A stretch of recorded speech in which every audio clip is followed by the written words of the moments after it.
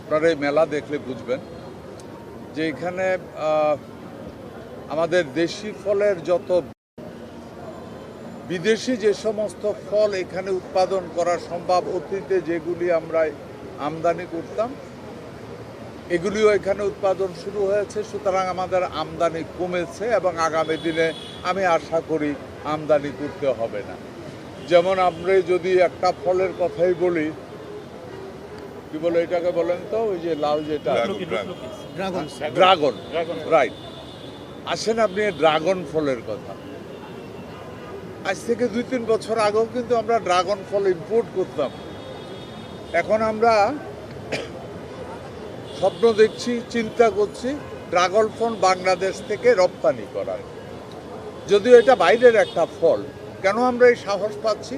আমাদের ওয়েদারের কারণে এখানে যে ড্রাগন ফল উৎপাদিত হয় অত্যন্ত টেস্টি, যেটা বাইরের ড্রাগন ফল এত মিষ্টি বা এত টেস্টি হয় না। সুতরাং আমরা আশা করি আগামী দিনে হয়তো আমরা ইভেন বিদেশি একটা ফলও এখানে উৎপাদন করে আমরা পাঠাতে পারবো। আমরা বিভিন্ন ফলের বিকল্প ব্যবহার নিয়েও আমাদের গভর্নমেন্ট কাজ করে যাচ্ছে, এগ্রিকালচার ডিপার্টমেন্ট কাজ করে যাচ্ছে। আপনারা এখানে গেলে দেখবেন কাঁঠাল দিয়ে বিভিন্ন ধরনের পিঠা থেকে শুরু করে সিঙ্গারা, চমচা থেকে শুরু করে সব কিছু তৈরি করেছে, কাবাব থেকে শুরু করে। মজার ব্যাপার হলো এই কাঁঠালের কাবাব বা কাঁঠালের সবজি ফুড ভ্যালুতে কিন্তু এটা অনেক হাই, এবং বিশ্বের বেশ কয়েকটা দেশ আমাদের সাথে কথা বলছে আমাদের থেকে কাঁঠাল নিয়ে এই ধরনের প্রোডাক্ট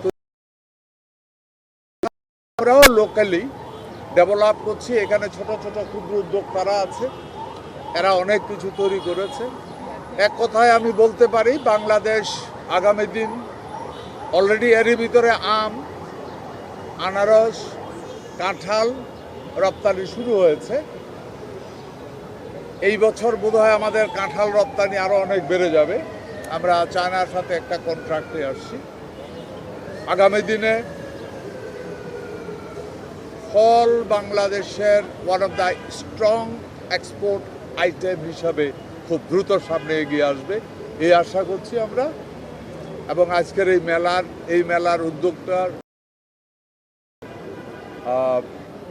কৃষি মন্ত্রণালয়ের প্রধান মূল কাজটাই হলো মানুষকে আরও চাষের জন্য এবং কেনার জন্য উৎসাহিত করা, এবং রপ্তানিকারক যারা আছে অনেকেই হয়তো এখানে আসবে, এসে তারা তাদের সাপ্লায়ার খুঁজে নিতে পারবে। আগামী দিনগুলিতে আমরা আশা করি আমাদের আরও কিছুদিন যাওয়ার পরে ফলের রপ্তানিকে বাড়ানোর জন্য আমরা দেশ বিদেশেও ফেয়ার করা শুরু করবো। কৃষি বাজেটটা একটু বলতেন, মানে বিষয় করে বলছেন যে প্রত্যাশার তুলনায় কৃষি বাজেটটা একটু কম হয়ে গেছে। জি, কৃষি বাজেটের বরাদ্দটা একটু কম হয়ে গেছে, অনেকে বলছে যে না, আসলে খাদ্য নিরাপত্তার সাথে জরুরি।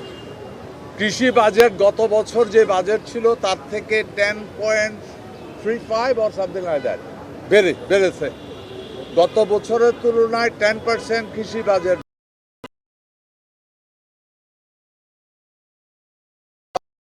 ভাগ আছে, ওটা বেড়েছে 59%। তো অনেক বেড়েছে। যারা বলে তারা হয়তো হিসাব করে নেয় ওইভাবে। আপনি যদি তুলনা করেন তাইলে দেখবেন এবারের বাজেট অতীতের যে কোনো বাজেট থেকে বৃহত্তম বাজেট কৃষির উপরে, কারণ আমরা কৃষিকে নিয়েই আমাদের মূল পরিকল্পনা।